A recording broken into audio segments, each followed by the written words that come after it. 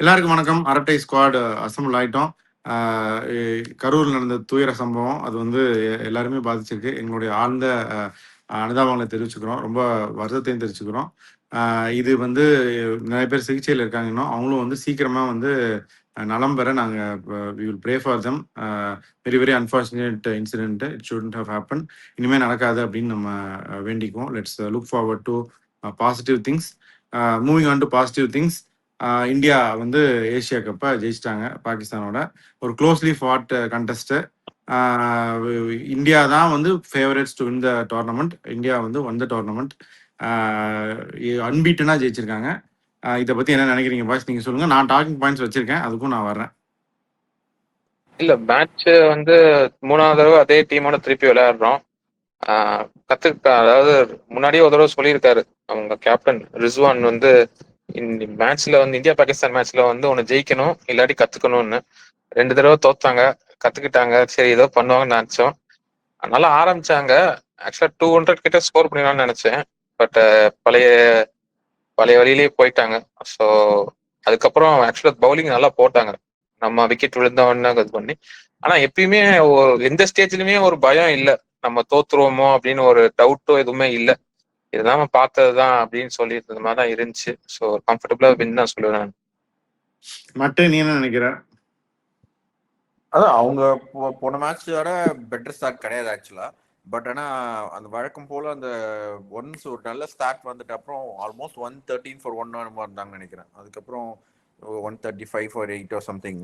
So அதான் அந்த spin விளையாடுறது நம்ம வந்து 3 நல்ல ஸ்பின்னர்ஸ் வச்சுருக்கோம். ஓகே, அக்ஷர் பட்டேலும் சேர்த்து சொல்கிறேன். பட் அதுக்கு வந்து நம்ம we had to sacrifice. Hardik Pandya இல்லாமல் இருந்தது வந்து ஒரு பெரிய இது மாதிரி தான் இருந்துச்சு. துபே வச்சு நம்ம போட்டோம் 2 ஓவர்.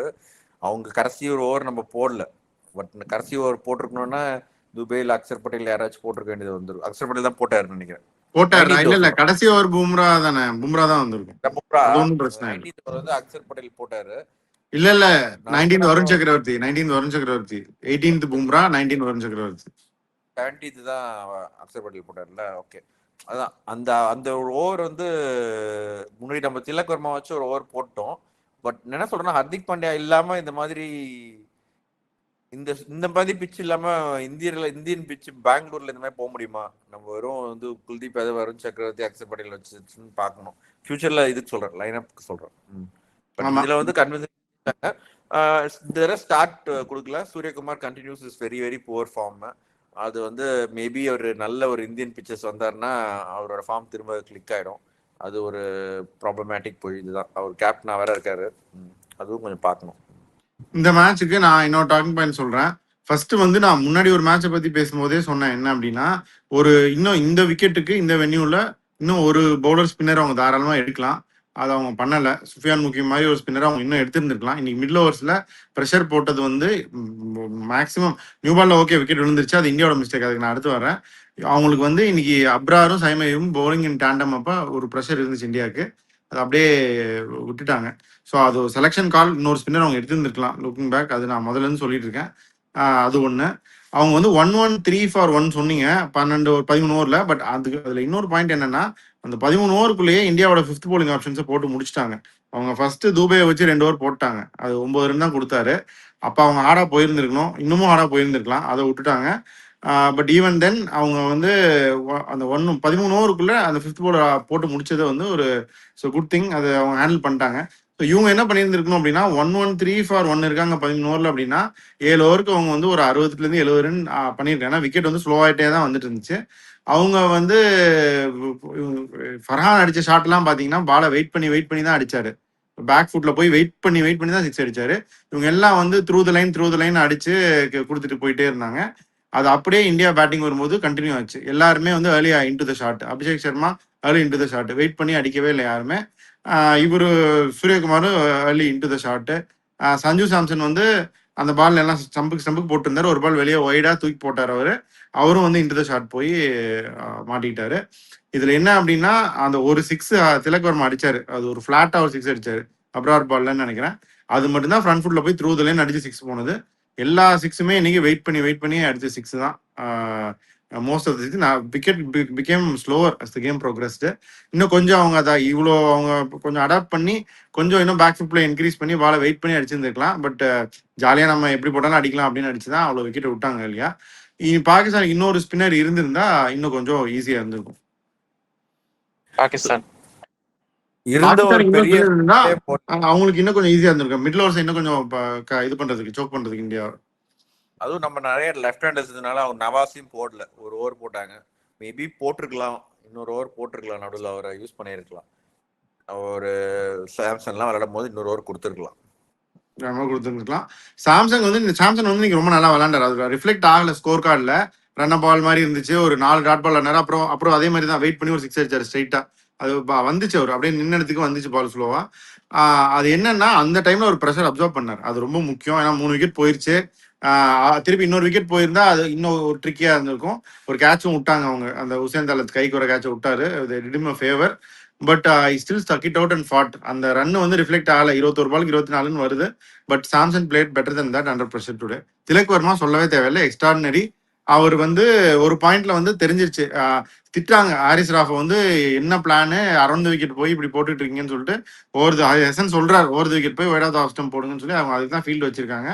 எல்லா பாலும் அப்படிதான் போட போறாங்கன்னு அதுக்கப்புறம் தெரிஞ்சுக்கிட்டாரு. அதுக்கப்புறம் எல்லா பாலும் அக்ராஸ் சிஸ்டம்ஸ் போய் ஒரு லெக் சைடு ஃபீல்ட ஆக்சஸ் பண்ணிட்டு இருந்தாரு. ஸோ அது வந்து அவர் கிளியரா ஒரு செஸ் மாதிரி தான் விளாண்டாங்க. He played extraordinary well Tilak Varma. அந்த ஒரு ஷாட் வந்து த்ரூ த லைன் அடிச்சாரு, மற்றதெல்லாம் வெயிட் பண்ணி பியூட்டிஃபுல்லா அடிட்டாரு திலக் வர்மா. அந்த 18th ஓவர் வந்து நல்லா போட்டாரு. அந்த கடைசி பால் வந்து அதாவது 18th ஓவர் ஹாரிஸ் ராஃபா நல்லா போட்டது. அதாவது நல்லா போட்டு கடைசி பால் வந்து எல்லா பாலும் வைடா போட்டுட்டு நான் இன்னும் விக்கெட் எடுக்கிறேன், அடம் பிடிக்கிறேன் அப்படின்னு சொல்லிட்டு நேரா ஸ்டெப்புக்கு நேரா ஒரு ஃபுல் டாஸ். அதுதான் அந்த 6 தான் கொஞ்சம் டர்னிங் பாயிண்ட். அதான் 13 ரன் அந்த ஓவர்ல. அவருக்கு மட்டும் வந்து கை வேத்துச்சான்னு தெரியல, டியூ எஃபெக்ட் ஆச்சான்னு தெரியல, அவர் மட்டும் கையை ஊதிக்கிட்டே இருந்தாரு. 18வது ஓவர்ல இருந்து ஊதிட்டே இருந்தாரு. ஒரு கேட்ச் வேற விட்டாரு. அது ஒண்ணு. பிளஸ் அவர் 6 ஒரு பால் போச்சு, அதை ஏன் கேட்ச் பிடிக்கலன்னு கேட்டுட்டு இருந்தாரு. அதெல்லாம் வாய்ப்பே இல்லை அந்த கேட்ச் பிடிக்கிறதுலாம். அதெல்லாம் அவர் மனசாட்சிக்கு அவர் சொல்லிக்கிறாரு. தடுக்கிறதுக்கான சான்ஸ் இருக்கும், அதெல்லாம் ரொம்ப கஷ்டம். ஆமா. பிளஸ் ஆனா இன்னொரு சிவம் துபே வந்து திருப்பி 2வது ஃபைனல்ஸ்ல வந்து அவர் விளையாண்ட இந்த மேட்ச்லயும் தோக்காம இன்னொரு ஃபைனல்ஸ்ல கேமியோ ஆடி இருக்காரு. கடைசியா வெஸ்ட் இண்டீஸ்ல ஒரு ஃபைனல்ஸ்ல ஒரு 27 அடிச்சாரு, இன்னைக்கு ஒரு 33 அடிச்சிருக்காரு. ஸோ அதுவும் கீ. முக்கியமா வந்து சிவம் துபே வந்து ஓப்பனிங் பவுலிங் வந்து நம்ம ஜோக்குக்கு சொல்லிட்டு இருந்தோம், அவர் வந்து நெட்ஸ்ல நியூ பால் வச்சு பிராக்டிஸ் பண்ணிட்டு இருக்காரு அப்படின்னு சொல்லி. அது சீரியஸா அது ஒரு இஷ்யூ ஆச்சு, அது யூஸ் பண்ணிருக்காங்க அப்படின்றது சர்ப்ரைசிங். ஆனா அவர் நல்லா போட்டார். நான் கொஞ்சம் யோசிச்சேன், போட்டு நம்ம இவ்வளவு ஸ்லோ போடுவாரே, கிழிச்சு விட்டுருவாங்களேன்னு நினைச்சேன். ஆனா ஜஸ்ட் 2 பவுண்டரி தான் அடிச்சாங்கன்னு நினைக்கிறேன். அதான் இந்த விக்கெட் வந்து அவருக்கு நல்லா சூட் ஆச்சு. நியூ பால்ல கொஞ்சம் வேல்யூ இருந்துச்சு, அதை யூஸ் பண்ணாரு. ஃபர்ஸ்ட் 2 பாலுமே நல்லா ஃப்ளோட் பண்ணாரு, ஸ்விங் ஆச்சு.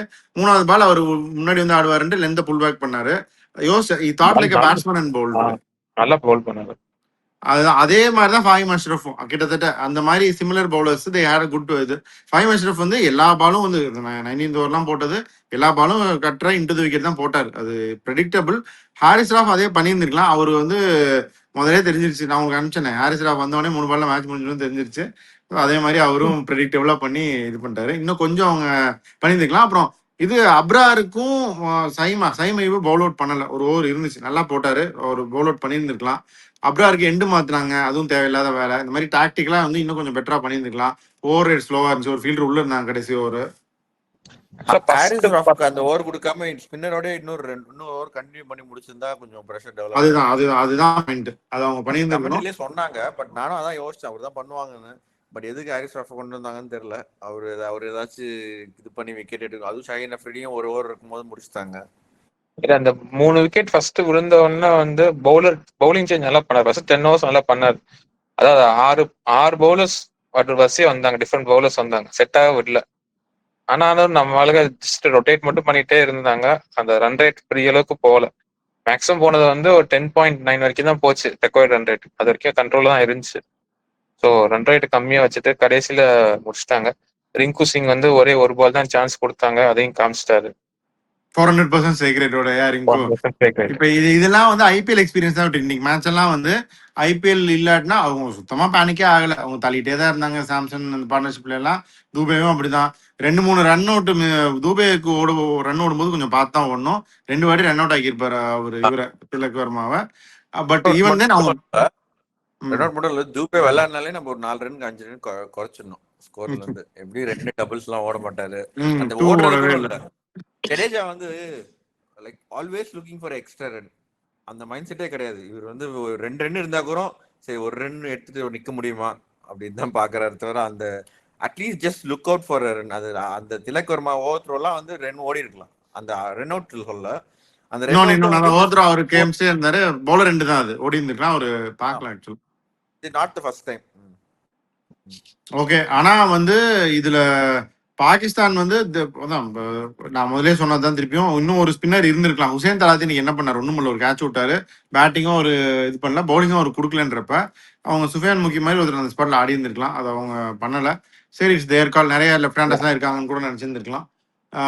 அவங்க ஃபைனல்ல ஜெயிச்ச ஃபைனல்ல 4 ஸ்பின்னர் ஆடினாங்க இது யுஏஇல. சஞ்சு சாம்சன் அவங்க வந்து ரன் அவுட் வந்து ரன் அவுட் அது ஆக்சுவலா கீப்பர் வந்து அவ்வளோ கேவலமா பண்ணாரு. அதாவது ஆல்மோஸ்ட் ஒரு 2 மிஸ் பண்ணிட்டு அதுக்கப்புறம் ஸ்டம்பை ஃபிளிக் பண்ணாரு. இல்லைன்னா ஈஸி ரன் அவுட். அதெல்லாம் வந்து இந்த மாதிரி க்ளோஸ் கேம்ஸ்ல அதெல்லாம் பண்ணது அவங்க இதுதான் மிஸ்டேக். இல்லைன்னா இன்னும் கொஞ்சம் க்ளோஸா போயிருக்கும் மேட்ச். இல்ல, அவங்க கடைசியா வந்து இந்த சூப்பர் ஃபோர்ஸ்ல வந்து அவங்களுக்கு இந்த டீம் செட் ஆயிருச்சுன்னு சொல்லி அதனால மாத்தாம ராசி பார்த்தாங்க போலுக்கு. அப்படியே கன்டினியூ பண்ணலாம்னு சொல்லி அதே டீம் அப்படியே கேரியர் பண்ணியிருக்காங்க. அது அவங்களோட தாட் ப்ராசஸ். ஆமா, பட் ஸ்ட்ராட்டஜிக்கலி அவங்க இன்னும் பெட்டரா பண்ணியிருந்திருக்கணும். இந்த எண்டு மாத்தினது இதெல்லாம் பண்ணாம ஹெசன் வந்து அவரு திட்டாத கூட தெரியுது, டிவில திட்டினாரே அவரு. இந்த மாதிரி இந்த விக்கெட் உன யாரும் அரௌண்ட் விக்கெட் போக சொன்னா, ஓவர் விக்கெட் போய் ஆஃப் ஸ்டம்ப் வெளியே போடுன்னு சொல்லி திட்டி ஃபீல்டு எழுதி கொடுத்துருப்பாருன்னு நினைக்கிறேன். அதுக்கப்புறம் தான் கொஞ்சம் உருப்படியா போட்டாங்க அடுத்த 2 ஓவர். அதான் கரெக்டா வந்து சொன்னாலும் கேட்க மாட்டாரு. அதனால அடுத்து ஐ திங்க் 2 டீமோட கேப்டன்ஸும் அதனால அடுத்து டோர்னமெண்ட் இல்ல, லாஸ்ட் ஒரு 15 மேட்சஸா ஐ திங்க் நம்ம டீம் ஆல்பூரா ஓகே ஓரளவுக்கு பிட்ச் வந்து சரியாயிடும். பட் அவங்க டீம் கேப்டனா இருந்துட்டு அவரு ஐ திங்க் லாஸ்ட் 15 மேட்ச் 15 கூட கிராஸ் பண்ணல நினைக்கிறேன். 15-20 ரன்ஸ் கூட கிராஸ் பண்ணல சார். அவர் இப்போதைக்கு டீம்ல இருக்கணுமோ இல்லையான்னு தான் கேள்வி இருக்கணும். இப்போ அதான் இப்போ going forward Pakistan number 1 Babar back, headline number 2 Rizwan back. அப்புறம் என்ன சொல்றீங்க? இப்ப என்ன பிரச்சனைனா அவங்க இதுல வேற யார கேப்டன் ஷஹீன் ஜாஃப்ரியை தவிர யாரு ஃபர்ஸ்ட் 11ல இருக்கா ஃபுல்லா? யாரு கன்சிஸ்டன்ட்டா விளையாடுறா? ஷஹீன் ஜாஃப்ரியை தவிர. ஷஹீனா தான் கேப்டன் ஆக்குனதானே அவங்களோட இதுவே, அவங்க பிளேவே அதுதான், அதை சுத்தி தானே. லைக் வேற யாரும் யோசிச்சு கூட பார்க்க முடியாது. சயீம் அய்யூப் தேத்திட்டாங்க, bowling போர்ட வச்சு தேத்திட்டாங்க. இப்போதைக்கு சயீம் தேத்துறாங்க. அவர் வந்து பேட்ஸ்மேனுங்க ஃபர்ஸ்ட். அவர் வந்து 14 ரன் அதிகமா அடிச்சாருன்னு எல்லாம் பேசிக்கிறாங்க இந்த மேட்ச். சரிடா, இப்ப எப்படியா இருந்தாலும் வந்துருவாங்க 2 பேரும், ஒன்னும் பண்ண முடியாது. வரமாட்டாங்க இந்த கன்சிஸ்டன்ட்டா. பாபர் கேப்டன் ஆகணும்னு போட்டுட்டு இருக்காங்கடா எல்லாரும். இது போடுவாங்க. இப்ப ஹெசன் இல்லனா ஹெசன் வந்து எடுத்துடணும். ஹெசனுக்கு சான்ஸ் கொடுக்குறீங்க, ஃபுல்லா மாத்தணும் அப்படின்னா திரும்ப எதுக்கு கொண்டு வரணும்? You talking about the Pakistan cricket team. But அவங்களும் ஏதோ அது இருக்கு. பட் இல்லன்னா சொல்றேன். பட் என்னன்னா மத்த டீம்ல கூட வெளியே இந்த பிளேயர் இருக்காங்க, அந்த பிளேயர் இருக்காங்க, அவங்கள கொண்டு வரலாம்னு சொல்லலாம். இவங்களுக்கு ஒன்றும் பெருசா எதுவும் யங்ஸ்டர்ஸ் வந்து பெரிய பயங்கரமா பண்றாங்க, அண்டர் 19ல பயங்கரமா விளையாடுறாங்க அப்படின்னு கூட எதுவும் நியூஸ் வரல. இல்ல நமக்கு தெரியலையா பெருசா ஒன்னும். 2-3 ஃபாஸ்ட் பவுலர் இருக்காங்க, பிஎஸ்எல் அடிக்கிறாங்கடா. பிஎஸ்எல் அடிக்கிறத வச்சு இங்க என்ன பண்றது? ராவல்பிண்டில எல்லாரும் தான் அடிக்கிறாங்க. எக்ஸ்பீரியன்ஸ் லெவல் ஆஃப் அதேதான் பாப்போம். இப்ப இந்தியன் டீமுக்கு 2-3 கால்ஸ் லெவல் ஆஃப் இருக்கு. Experience different. அது டிஃபரன்ஸ் தான் வெற்றி, கண்டிப்பா. It matters. இப்ப இந்தியன் டீமுக்கு வாங்க, 2 பேரும் சொல்லுங்க. இந்தியால ஒரு 2-3 டிசிஷன்ஸ் இருக்கு, நான் என்னன்னு சொல்லிடுறேன், நீங்க என்ன பண்ணணும்னு சொல்லுங்க. டாப் ஆஃப் தி ஆர்டர் ஒரு கொஸ்டின் மார்க் இருக்கு. Who is going to open with Abhishek Sharma? கில்ல கன்டினியூ பண்றாங்களா இல்ல they are going back to சாம்சனா அப்படின்றது ஒரு கேள்வி. இன்னொன்னு வந்து இந்தியாவில் விளையாடும் போது they might have to play the second seamer apart from Hardik Pandya. அது அப்ப யாரு who have to make way? இது ரெண்டுக்கும் நீங்க 2 பேர் சொல்லுங்க. நல்ல செகண்ட் சீமர் பதிலுக்கு வந்து இப்போ அர்ஷதீப் சிங் வந்து நீ டைம் அதாவது கேம் டைம் கொடுத்து நீங்க கொண்டு போலாம் அவரை. நீங்க வந்து மட்டும் வச்சுட்டு கடைசி வரைக்கும் கொண்டு போகாம கேம் டைம் கொடுத்து நீங்க வந்து வேர்ல்ட் கப் கொண்டு போனீங்கன்னா ஐ போன think match it will be டைரக்டா a வந்தாரு valid வெற்றி, டைரக்டா வந்து நல்லா பெர்ஃபார்ம் பண்ணா, பும்ரா சூப்பர் ஓவர் ஓகே. போட்டாரு கன் மாதிரி. இப்ப அவர் விளையாடுவாரா மாட்டாரா, விளையாடணுமா வேணாமா நீ நினைக்கிற? இல்ல ஹர்ஷித் ராணா விளையாடணுமா, இல்ல யாராவது விளையாடணுமா, இல்ல சிராஜ் விளையாடணுமா, அவருக்கு அத சொல்லுங்க. ஹர்ஷித் ராணா விளையாடி சிராஜ் வந்து பும்ராக்கு பேக்கப் 45 ரன் கொடுத்து 2 விக்கெட் எடுத்து அவர் அடிக்கிற அந்த ஒரு 6க்கு ஹர்ஷித் விளையாட்டு போலாம். சரி, பேட்டிங்காக தான் இருக்காரு. இன்னைக்கு வந்து இன்னைக்கு நான் சொல்றேன் என் கணக்கு சொல்றேன். அப்போ இன்னைக்கு வந்து இந்தியா ஒரு bowler short, end of the day வேற பவுலர் ஷாட். ஆனால் அது வந்து அவங்க ஓட்டிட்டாங்க, எப்படியோ 13 ஓவருக்குள்ள அந்த ஓவர்ஸ் எல்லாம் இது பண்ணி விட்டாங்க, பவர் பிளேயர் முடிச்சு விட்டாங்க.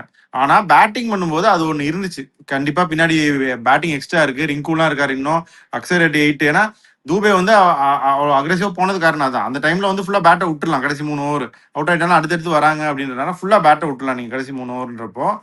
அந்த மாதிரி விளையாட முடியும். இன்னும் 2 பேர் இருக்காங்க அப்படின்னா நம்ம பேட்டிங் மைண்ட் செட்டே வேற மாதிரி இருக்கும். பேட்டர் ஒரு பவுலர் ஒரு பேட்டர் ஷாட் அப்படின்னா இன்னும் கொஞ்சம் டைம் எடுக்கும். 3 ஓவர்ல விடுற பேட்டர் 2 ஓவர்ல தான் விடுவாங்க, அது கொஞ்சம் அஃபெக்ட் ஆகும்.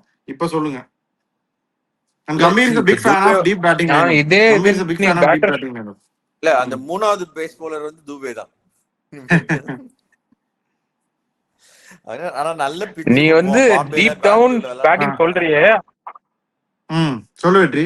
டீப் டவுன் பேட்டிங் இல்ல அது ஹர்ஷித் ராணாவா இருந்தா மட்டும் நம்பிக்கை வந்துருமா என்ன? இல்ல அது ஹர்ஷித் ராணாவா இருந்தா மட்டும் நம்பிக்கை வந்துருமா என்ன? இல்ல வெற்றி, அக்ஷர் அட் 8 ஓகேங்கற. அவர் இன்னும் அக்ஷர் அட் 8 தான் அவங்க சொல்ற டீப் பேட்டிங். அக்ஷர் அட் 8 அத சீல் பண்ணுங்கன்ற வெற்றி. அது ஓகே. என்ன சொல்றதுன்னா அதான் இப்ப இருக்குது அதே மாதிரி சக்கரவர்த்தி ஒரு உட்கார வச்சுட்டு அந்த பேசர் வரணுமா, அதான் இப்ப கேள்வி. இப்ப வந்து அதுதான் பாயிண்ட். 8 வந்து 8 வரைக்கும் பேட்டிங் இல்லாம நம்ம ஆளுங்க போக மாட்டாங்க. That is not going to happen. 8 வந்து அக்ஷர் பட்டேல். பட் அவங்க வராரா இல்ல? ஆமா, பட் ஆனா டவுன் குல்தீப் வந்து இப்ப பேட்டிங் பிட்ச்ல குல்தீப் உட்கார வைப்பாங்களா, இல்ல வருண் சக்கரவர்த்தி உட்கார வச்சுட்டு இன்னொரு பேசர் வருவாங்களா ஹர்ஷ்தீப் அப்படின்றது ஒரு இதுதான். மேபி சம் மேட்சஸ் வந்து போலாம். பாம்பேல போய் பெங்களூர்ல போயிட்டு ஸ்பின்னரை போட்டாலும் அவ்வளவு ஃபிளாட்டா இருந்துச்சுன்னா என்னதான் இருந்தாலும் அடிக்கதான் செய்வாங்க. வருண் சக்கரவர்த்தி வச்சானா ஒருத்தர் ஓட்டலாம். அந்த இன்னொரு பவுலர் வேணும் அந்த டெத்ல போடுறதுக்கு, பிளாக் ஹோல்ல போடுறதுக்கு. நீங்க அந்த பெங்களூர் பிட்ச் மறந்துருங்க, அது கணக்குல வராது இனிமேல். அதனால நீங்க அந்த பிட்சை கணக்குல விட்டுருங்க.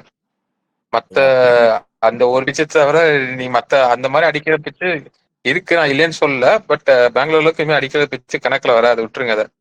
மத்தபடி நீ கேக்குறது வந்து இப்ப அக்ஷர் பட்டேலுக்கு பதிலா ஹர்ஷித் ராணா ஆர் ஹர்ஷதீப் ஏதோ ஒண்ணு. அக்ஷர் பட்டேலுக்கு பதிலா இல்ல வெற்றி, குல்தீப்புக்கு பதிலாவோ வருண் சக்கரவர்த்திக்கு பதிலாவோ அக்ஷர் வில் பிளே. அக்ஷர் விளையாடிதான் ஆகணும். அன்லஸ் வருண் சக்கரவர்த்தி அந்த இன்னொரு பேசரும் நம்ம பேசுறது வந்து நிதிஷ் ரெட்டி அந்த மாதிரி கொஞ்சம் போலிங் போட்ட போதும் அப்படின்னு போயிடுவாங்களா? இல்ல அப்படி பண்ணி 9 வரைக்கும் பேட்டிங் வருமா? இந்த வேர்ல்ட் கப்புக்கு கணக்குல வர மாட்டாரு. இந்த வேர்ல்ட் கப்புக்கு கணக்கு வர மாட்டாரு. நம்ம இன்னொரு அட்வான்டேஜ் என்ன ஆச்சுன்னா, ஆக்சுவலா இந்த மேட்ச்ல டாப் 5 எல்லாருமே வந்து proper top order batsman. Like number 5ல வந்து சாம்சனும் இன்னிங்ஸ் பில்ட் பண்ண முடியும், திலக் வர்மாவும் இன்னிங்ஸ் பில்ட் பண்ண முடியும். அதனாலதான் அது ஒரு அட்வான்டேஜ். நம்ம டிஸ்அட்வான்டேஜ்னு சொல்லலாம் சில பேர். எல்லாரும் உள்ள வந்துட்டாரு, அது அட்வான்டேஜ் தான். அதான் எல்லாருமே நம்ம சொல்லலாம் அவுட் ஆஃப் ஆர்டர்ல இருக்கும், நிறைய டாப் ஆர்டர் பேட்ஸ்மேன் இருக்கும். பட் இந்த மாதிரி அக்ரெசிவா போய் லாகுல் எடுக்கிற டிராஃப்ட் டீம் மாதிரி அப்ப யூஸ்ஃபுல்லா இருக்கும். பட் இதெல்லாம் ரெக்டிஃபை பண்றதுக்கு ஒருத்தர் ரொம்ப ஷூ இன் பண்ணணும்னு நினைக்காம, ஏற்கனவே ஒருத்தர் வந்து 3 T20 செஞ்சுரி போட்டிருக்காரு. அவரு நம்பர் 5 விளையாடாம அவரே ஓப்பனிங் இறங்கிட்டு ரிங்கு சிங்கே விளையாடலாமே. ஹர்திக் பாண்டியா வந்துட்டாருன்னா அதையும் வைக்கலாம். அதாவது ஒருத்தர் வந்து நாங்க வந்து face of the Indian team ஆக்குறோம் அப்படின்ட்டு வந்து நல்லா இருக்கிறத வந்து கெடுக்க வேணாம்னு நான் நினைக்கிறேன். என்னோட இது அதான். பட் அவங்க வைஸ் கேப்டன் ஆக்கிட்டாங்க. Unlikely they will go away from that. Vice captain அனுப்பிட்டு அடுத்த ஸ்குவாட்ல இருந்து தூக்கிட்டு வைஸ் கேப்டன் வேற ஒருத்தர் போட்டா யாரும் ஒன்றும் பெருசா கேட்க போறது இல்லை. பட் மத்தவங்கன்னா கேட்க மாட்டாங்க. கில்லு ஆல்ரெடி வந்து டெஸ்ட் கேப்டன், ஓடிஐ கேப்டன் இப்ப ஆயிடுவாருன்னா அப்போ கேட்பாங்கல்ல. நிகில் அப்படின்னு சொல்ற வேண்டியதுதான் ஒருத்தர். அப்புறம் வந்து பெர்ஃபார்ம் பண்ணாங்க. நல்லா சரி ஓகே, இவ்வளவுதான் சொல்ல முடியும். வெற்றி வேற என்ன சொல்றீங்க? அதான் சிறப்பா நம்ம ஜெயிச்சிட்டோம். மத்தபடி ஓட விட்டு சுட்டாங்க இன்னைக்கு. சொல்றதுக்கு இதான் நிக்க விட்டு ஒரே சுடவா ஒரு படுக்க நியூஸ் விட்டு மட்டும் இருக்கு. சுடவா அப்படின்னு நம்ம சமுத்திரக்கனி சொல்ற டைலாக் தான். அவங்க வந்து டெம்போலாம் வச்சு கடத்திருக்கோம், ஃபைனலுக்குலாம் வந்திருக்கோம் அப்படின்னு மாதிரி போய் சரி ஃபைனல் வந்துக்கோ அப்படின்னு சொல்லி இவங்களா தான் விட்டாங்க. நினைச்சிருந்தா இன்னும் நல்லா காம்ப்ரஹென்சிவா ஜெயிச்சிருக்கலாம். But still India won. Happy about that. நீ வந்து கடைசியா நீங்க சொல்ல வேண்டியதெல்லாம் சொல்லிட்டா வி கேன் க்ளோஸ். மட்டு வெற்றி சொல்லுங்க. இப்போ என்ன சொல்றது, அதான் இப்போ ரொம்ப 2-3 கொஸ்டின்ஸ் நமக்கு க்ளோஸ் ஃபார் கம்ஃபர்ட் அப்படின்ற அளவு தான். இன்னும் ஒழுங்கா விளையாடிருந்தா இன்னும் கொஞ்சம் ஈஸியா ஃபர்ஸ்ட் 2 மேட்ச் ஜெயிச்ச மாதிரி ஜெயிச்சிருக்கணும். பட் அதான் பிச்சும் கொஞ்சம் ஸ்லோவாச்சு. அக்ரெசிவா இனிஷியலா போனாங்க. சம்டைம்ஸ் கமெண்ட்ரி வந்து எனக்கு பழைய பிளேயர்ஸ் லைக் காஸ்கர் சொல்ற கமெண்ட்ரிலாம் எனக்கு இப்போதைக்கு கொஞ்சம் இரிட்டேட் ஆகுது. சும்மா வந்து ஸ்லோவா விளையாடுங்க, இதுவா விளையாடுங்க. அடுத்த பால் there's a fielder there, why is he trying to hit there அப்படின்லாம் சொல்றாரு. இன்னும் அந்த பழைய மைண்ட் செட்லயே இருக்கிறாங்க கமெண்ட். 6 அடிச்சிட்டு சிங்கிள் எடுக்கணும்னு அப்படிங்கிறீங்க. ஐ மீன் அதுக்கப்புறம் பண்ணலாம். இப்ப சஞ்சய் சாம்சன் பண்ணது ஓகே, 3 விக்கெட் வந்த அப்புறம் பண்ணலாம். எடுத்த உடனே வந்து ஃபர்ஸ்ட் எடுத்த உடனே அபிஷேக் சர்மா அடிக்கிறாரு, அடிக்கும் போது அதுக்கப்புறம் பயங்கரமா போயிடுறது, அதுக்கப்புறம் சூப்பர் திட்டுறது, இதெல்லாம் வந்து ஓகே. இதுவே நான் அதெல்லாம் மியூட் பண்ணி பார்க்க வேண்டியதா இருக்கு. சரி முதலாளி சொல்லுங்க உங்களோட இறுதி கருத்துக்களை. அதான் நிறைய கொஸ்டின்ஸ் கொஞ்சம் ஆன்சர் பண்ண வேண்டியிருக்கு இந்தியன் டீம் பொறுத்த வரைக்கும். 2 கொஸ்டின்ஸ், அதை அவங்க எப்படி டீல் பண்றாங்கன்னு பார்ப்போம். அதே நேரத்துல வந்து நேத்து நடந்த விஷயம் வந்து ஒண்ணு வந்து இந்தியா பேரா ஒலிம்பிக்ஸ் கிடையாது, பேரா சாம்பியன்ஷிப்ஸ் வேர்ல்டு ஆர்ச்சரியில வந்து கோல்டு மெடல், அவங்க பேர் ஷீதல் தேவின்னு ஒருத்தவங்க ஜெயிச்சிருக்காங்க. அவங்க கோல்டு மெடல் வந்து ஃபர்ஸ்ட் ஒன் ஜெயிச்சிருக்காங்க. அது கூட ஒரு சில்வர் டீம் ஈவெண்ட்லயும் இன்னொரு ஈவெண்ட்ல பிரான்ஸ் ஜெயிச்சிருக்காங்க. So congratulations to them.